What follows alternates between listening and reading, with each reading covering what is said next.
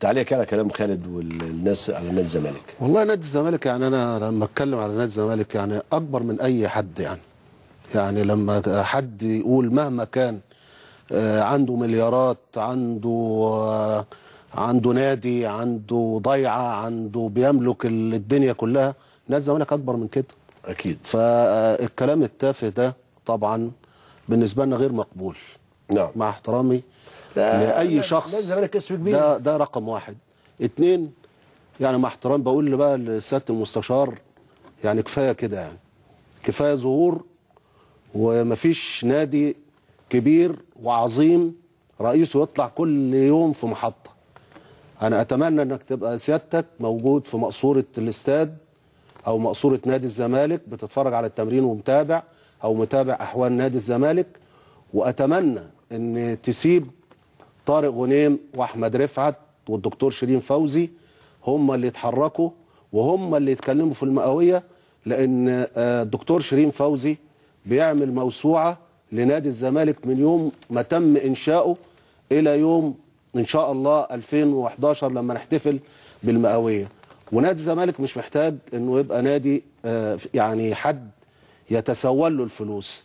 الجانب اللي سيادتك برضه لابد انك تاخد بالك منه كويس قوي، مفيش حاجه اسمها لجنه حكماء دي والكلام ده كله.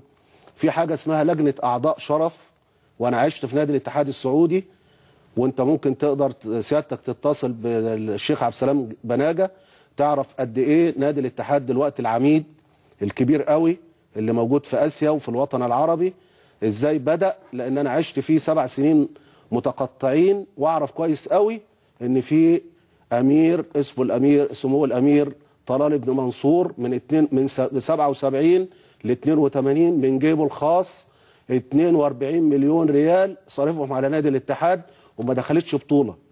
بعد كده اتعمل مجلس اعضاء الشرف من رجال الاعمال من الشيوخ والامراء اللي هم بيدفعوا من جيوبهم ومش بالتبرعات الملاليم او الهلله، انما كل واحد على الاقل سنويا من 2 ل 3 ل 10 مليون ريال. عشان كده نادي الاتحاد، اتحاد جده نادي كبير، ونادي الزمالك نادي كبير.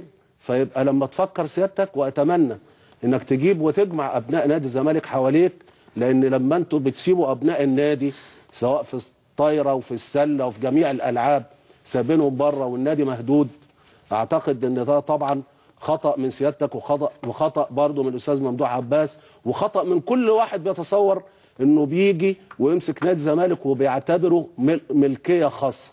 نادي الزمالك ملك لجماهيره، ملك الجماهير اللي في مصر واللي في الوطن العربي واللي في افريقيا واللي بقاله 6 7 سنين مش موجود على الساحه.